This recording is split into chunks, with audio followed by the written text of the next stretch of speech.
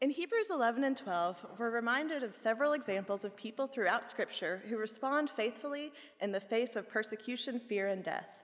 And we're told to be encouraged by this huge crowd of witnesses that surrounds us. And as a Christian, I believe I'm called to be part of this story, continuing the work of those who've gone before me. I've worked as a PA caring for HIV patients for the last 6 years, but it's been about 10 years now since I first had my introduction to HIV.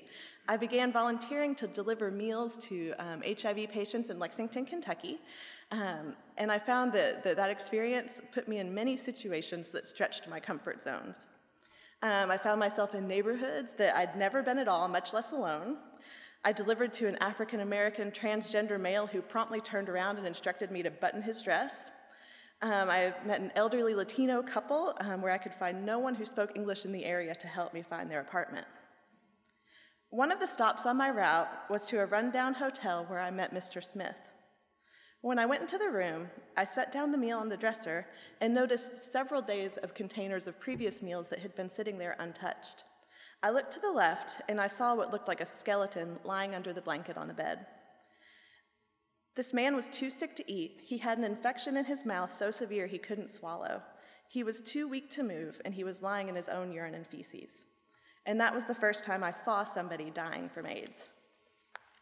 That sight, and many others since, has given me a deeper understanding of just how difficult things must have been in the early days of the HIV epidemic. Dying from AIDS is horrible. It's slow, it's painful. And then and now, too many people are left to die alone and isolated because the fear of those around them has left them abandoned. And in the early days, so many people died before we even knew what caused it or how it was spread. So the fear was certainly understandable. In my work with HIV, I have met many people who face that fear and death with courage and faithfulness. The nonprofit I worked with in Lexington delivering meals was started by a few gay men who had lived through the 80s and 90s watching their friends die. They would see their friends too sick to work, get groceries, or prepare food, and they often went hungry. These men chose to respond to the need, and as I worked with them, I learned their personal stories as well.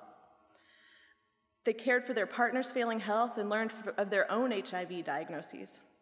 And one man who was a particularly strong influence on me shared that when he got sick and his health returned, he vowed that he would never work again unless it was doing something that helped others. And he has. For the last 15 years, he's run this organization that delivers meals nightly, 5 days a week, 52 weeks a year, without vacations or holidays. And now, the epidemic has changed, no longer just affecting gay men, but he continues to serve with a commitment not just to his friends, but anybody who is affected. I'm thankful and honored to be part of the work that was started by this particular cloud of witnesses. Because of their hard work, the hard work of men like this, and countless other advocates, researchers, healthcare providers, community volunteers, and organizers who spent their lives addressing HIV/AIDS throughout the 80s and 90s, by the time I began 10 years ago, it seems as if the hardest work was already done. HIV is now well understood and treatable. I can offer my patients medications that will allow them to live a long and healthy lifespan taking 1 to 4 pills once a day with surprisingly tolerable side effects. There's also plenty of funding and resources here in the US that makes treatment accessible to all. And so I think one of the most important things I can communicate here today is that there is no reason for anybody in the US in the year 2012 to die from AIDS. No reason. But it happens. HIV is treatable, but it's not easy. In order to effectively treat HIV, patients need to take medicine at least 95% of the time, which means you can really only miss 1 dose of medicine every 2 months. I learned how hard this could be through the first patient I lost when I began to work as a physician assistant. This man struggled with severe depression and drug addiction, which only became worse when he watched his long lifetime partner die 7 years previously from AIDS. He never got over this. When I met him, he weighed less than 100 pounds. He would take medications for a week or 2, but just never had the strength or resolve to see it through. One of the most miraculous things about HIV, though, is that at almost any point before death, someone can decide to take medications and get better. It's not quick and easy, but people will get better. So to watch somebody die from AIDS feels as if you are watching somebody choose death over and over again. Often I think my medical knowledge is the least valuable thing I have in my tool belt. I can easily diagnose and treat medical conditions, but the challenge that I face is how to help somebody choose life. HIV has a way of illuminating any area of injustice or discrimination, and the things that stand in the way of my patients choosing life are often very similar to the things that degrade or destroy life in all people. My patients are homeless, they're poor, transgender, victims of rape, they're Black or Latino, they're disempowered women who do not have the ability to protect themselves, undocumented immigrants, sex workers, homosexuals, mentally ill, or victims of physical, emotional, or sexual abuse. My patients are drug or alcohol addicts or refugees that have experienced unimaginable violence. They're often incarcerated or have a criminal record that makes it difficult for them to find jobs or housing. And on top of all that, they face the stigma of HIV infection that is still very present today. What I love working with HIV, though, is that sometimes you get to watch life win despite all of its challenges. I first met Mitchell about a year and a half ago when he was brought in by the guards from the jail. He's an African-American man who was diagnosed with HIV in the late 90s. He never received care or treatment. He spent the last couple of decades either on the street or incarcerated. When we first met, his prognosis was not good. He didn't have much of an immune system left, and even though he hadn't gotten a serious infection yet, it was just a matter of time. And so the day I met him, we talked about how severe this was, but also about the available treatments. I reassured him that he can take medicines and still live a long and healthy life. He said that several years ago, he had done something that made him banned from our clinic. And I can't imagine what that was because I've never seen anybody banned from our clinic, so it had to have been pretty bad.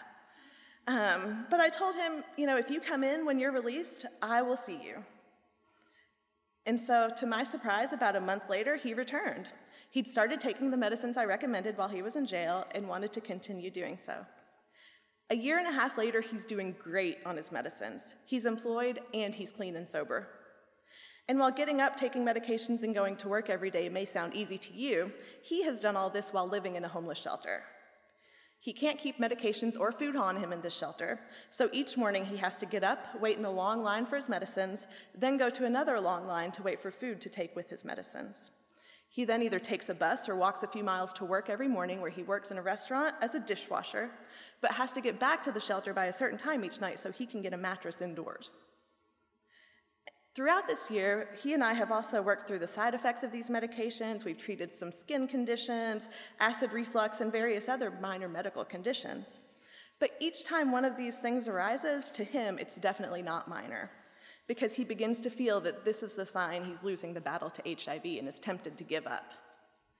But despite all these stressors throughout his day, he continues to resist the temptation to turn to drugs or alcohol to deal with them, even though they're both present at his workplace and the shelter. This is a man who is definitely choosing life. I don't appreciate enough how easy my daily basic tasks are compared to what my patients face. The choice for life is much more difficult for them. At a recent visit, he was able to report that he now has his own apartment. He's met somebody, and he wonders now if it's possible that he could maybe even have kids someday. And it is, and I tell him that when he's ready, we can work through that as well.